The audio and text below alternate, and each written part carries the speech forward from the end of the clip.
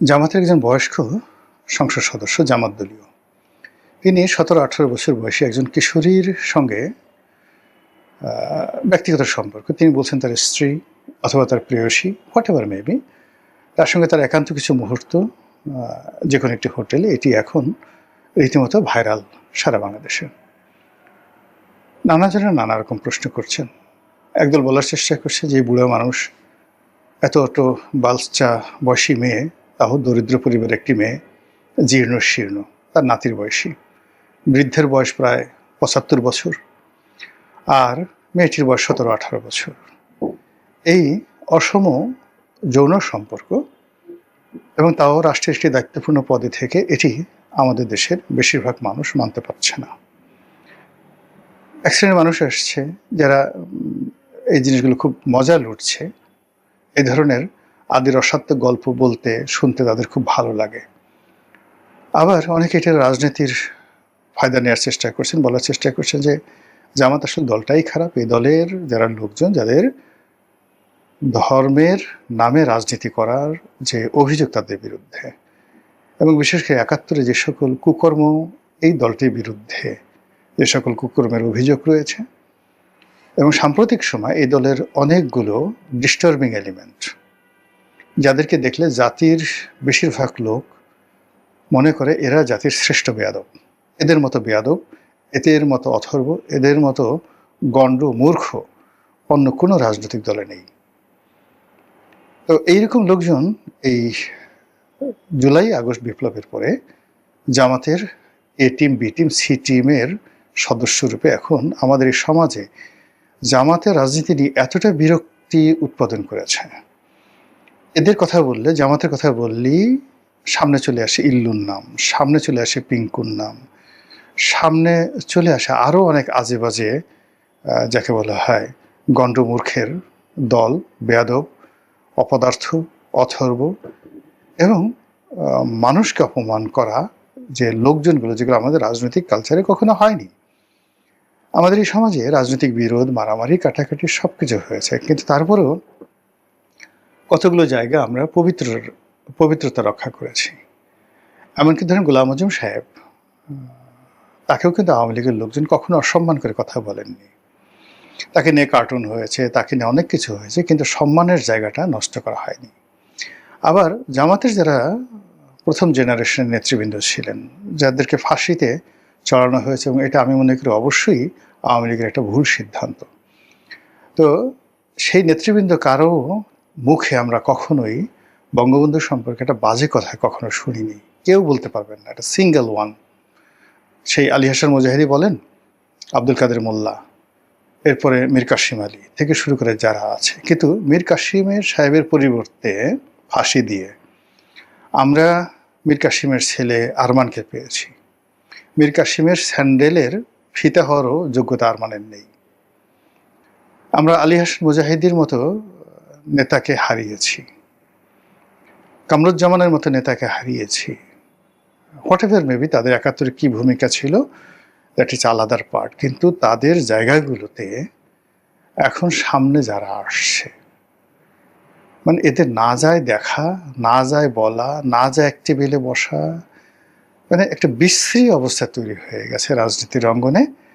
এই বিরক্তি এবং ক্ষোভ উগরে পড়েছে এই বৃদ্ধ লোকটির যে যৌনকর্ম, সেই যৌনকর্ম যখন সামনে চলে এসছে, তখন এই পাবলিক পারসেপশনটা মূলত একেবারে শেখ হাসিনার বিরুদ্ধে যে পুঞ্জীভূত ১৫ বছরের যে ক্ষোভ, বিদ্রোহ, এটা যেভাবে রাজাকারের নাতিপুতির মাধ্যমে রাস্তায় উত্তপ্ত গলিত লাভারূপে যাকে বলা হয় পড়েছিল, ঠিক একইভাবে এই যে জামাতের এই ঘটনা, এরকম আরও ২-৪টি ঘটনা সামনে যদি ঘটে, আপনি দেখবেন যে কী পরিমাণ জনরোষ এই জামাতের লোকদের উপর আরোপিত হয়।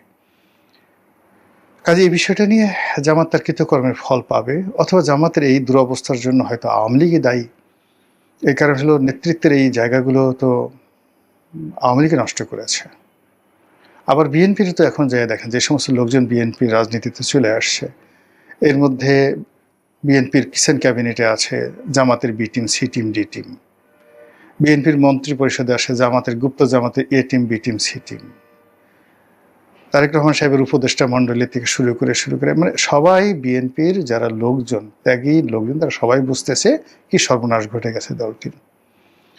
যারা এই দলটিকে নেতৃত্ব দিতে পারতেন সেই গ্রুপকে প্রথম দফায় 111 শেষ করে দিয়েছে, আর দ্বিতীয় দফাতে তিলে তিলে এদেরকে শেষ করে দিয়েছে আওয়ামী লীগ। সমস্ত বড় বড় রাজনৈতিক নেতাদের মেরুদণ্ড ভেঙে দিয়েছে। ফলে কি হলো, একটা অরাজনৈতিক শক্তি, একটা ইম্পোর্টেড মানে আমন্ত্রিত, আমদানিকৃত যে নেতৃত্ব, সেই নেতৃত্ব এখন বিএনপির উপর জেঁকে বসেছে। এই নেতৃত্ব দিয়ে দীর্ঘমেয়াদে দলও চলবে না, সরকারও চলবে না। ফলে কি হলো, পুরো রাজনৈতিক অঙ্গনে এখন আপনি দেখতে পাবেন এই নারী কেলেঙ্কারি, হানি ট্র্যাপ, জুয়া, মদ, চাঁদাবাজি, মারামারি, কাটাকাটি, হানাহানি, একে অপরকে অপমান, এরকম অসংখ্য ব্যাধি করোনার মতো ছড়িয়ে পড়বে। এই বিষয়গুলো নিয়ে খুব বিস্তারিত আলোচনা করার দরকার না। আমি শুধুমাত্র এই যে বৃদ্ধের কিশোরী প্রীতি বা রাজনৈতিক ক্ষমতা ব্যবহার করে কিছু মানুষের যৌন লিপ্সা, বিকৃত যৌন মন মানসিকতা, এটার 1000 বছরের ইতিহাস আপনাদেরকে আমি বলবো।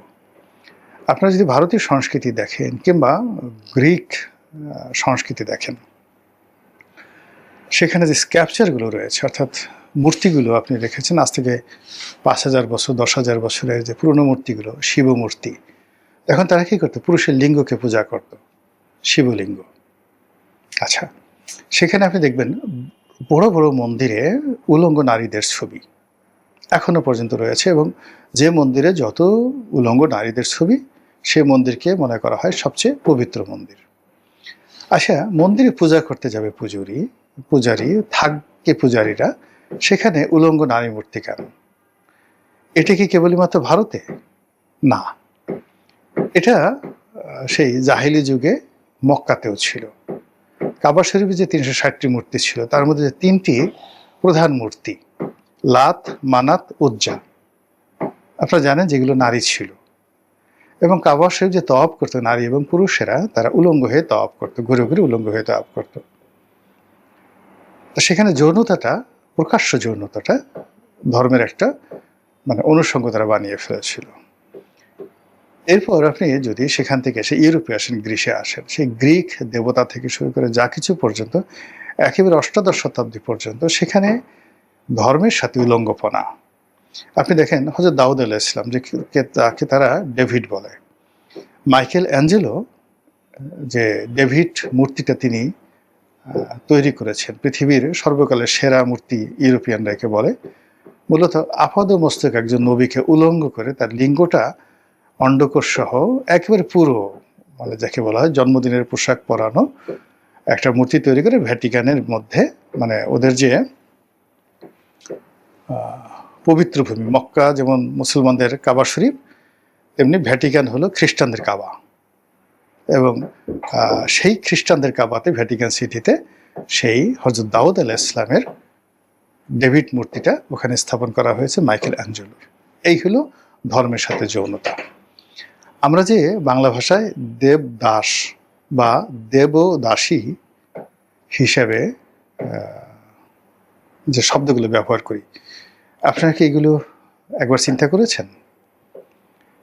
সেটি হলো যে কিছু মানুষ মানত করত, আমার যদি কন্যা সন্তান হয় তাহলে, বা পুত্র সন্তান হয়, তাহলে আমি সেই পুত্র এবং কন্যাকে মন্দিরে সমর্পণ করব। এই যে মন্দিরে যে সমর্পণ করব, তারা মন্দিরে যারা পূজারী ছিলেন, সেই পূজারীদের যৌন চাহিদা মেটাতো মহিলারা, মেয়েরা, কিশোরীরা। এদের নাম ছিল দেবদাসী। আর যে সকল পূজারীরা পায়স্কাম করত, পুংমৈথুন করত পুরুষদের সাথে, কিশোরদের সাথে, তারা ছিল দেবদাস। শুধু এখানে নয়, সারা দুনিয়াতে। এখন এই যে ধর্মকে ব্যবহার করে যৌনতা, এই যৌনতার কারণে কি হলো, দেশ, রাষ্ট্র, সমাজে বহু যুদ্ধ হয়ে গেল। তার প্রেক্ষিতে মধ্যযুগের পরে এসে ইউরোপে সেই খ্রিস্টানদের যারা ধর্মযাজক, পাদ্রী, তারা বিয়ে করবে না, এরকম একটা তারা সিদ্ধান্ত নিল। কিন্তু এখানে যৌনতা আরও মারাত্মকভাবে বেড়ে গেল। যে সমস্ত মেয়েরা বিয়ে করবে না, যে সমস্ত পুরুষেরা বিয়ে করবে না, কিন্তু ধর্মযাজক নান হিসেবে কাজ করছে, তাদের মধ্যে এই যৌনতা আরও বহুল অংশে মানে বিস্তার লাভ করলো এবং সেটা এখনো পর্যন্ত চালু রয়েছে, টিল নাও। তো সেই দিক থেকে যারা পীর সাজেন, মাশায়েখ সাজেন, ধর্মীয় নেতা সাজেন, হিন্দু হোক, মুসলমান হোক, বৌদ্ধ হোক, খ্রিস্টান হোক, প্রায় সবারই একটা অন্ধকার যৌন জীবন রয়েছে। সেটা ভগবান রজনীশ বলেন কিংবা অন্য, এই বিষয়গুলোতে আরও সুন্দরভাবে পড়তে চান আপনি সেই দিল্লি বইটি পড়তে পারেন, দ্য দিল্লি, খুশবন্ত সিংয়ের দিল্লি বইটি চমৎকার একটা বই। এটার বাংলা অনুবাদ ইংরেজি পড়তে পারলে ভালো, না হলে এটার অনেক সুন্দর বাংলা অনুবাদ করেছেন আমাদেরই একজন সতীর্থ, মানে সাংবাদিক, বিখ্যাত সাংবাদিক জনাব মঞ্জু ভাই, আনোয়ার হোসেন মঞ্জু। তো সেই বইটা আপনারা পড়ে নিতে পারেন, তাহলে আপনি বুঝতে পারবেন যে যৌনতাটা কিভাবে রাজনীতিতে, অর্থনীতিতে আসছে। তো বিদেশি রাজাদেরকে রাজনীতিতে সেই উপহার দেওয়ার জন্য, রাষ্ট্রদূতদের উপহার দেওয়ার জন্য হেরেমের মধ্যে শত শত নারীকে সেই ধরে নিয়ে আনা হতো অভিজাত পরিবার থেকে, তাদেরকে লালন পালন করা হতো এবং তাদের ভার্জিনিটি রক্ষা করা হতো। ভার্জিনিটি রক্ষা করা হতো যেন একটা কিশোরী মেয়ে বা যুবতী মেয়ে তার জীবনের প্রথম যে সতীত্বটা সে একটা রাজার কাছে বিসর্জন দিতে পারে। নাদির শাহ যখন দিল্লি দখল করলেন, তখন সেই নাদির শাহের কাছে যে রমণীটিকে মোগল সম্রাট মোহাম্মদ শাহ উপহার হিসেবে পাঠালেন, সেই দৃশ্যটিকে চিত্রায়িত করার জন্য দিল্লি উপন্যাসে খুশবন্ত সিং এত চমৎকার করে সেটি তুলনা করেছে, তাহলে আপনি বুঝতে পারবেন রাজনীতিতে কিভাবে নারীর ব্যবহার হয়।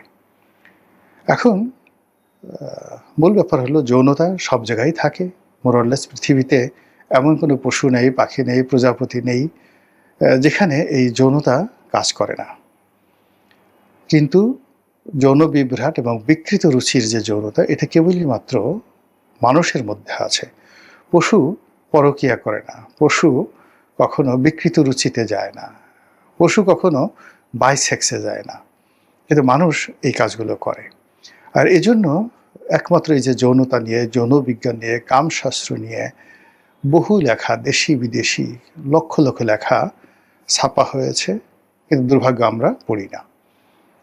প্রথম এই যৌনতা নিয়ে যে পাক ভারত উপমহাদেশে বিখ্যাত যে কথা, বৃদ্ধের তরুণী ভার্যা বিষতুল্য।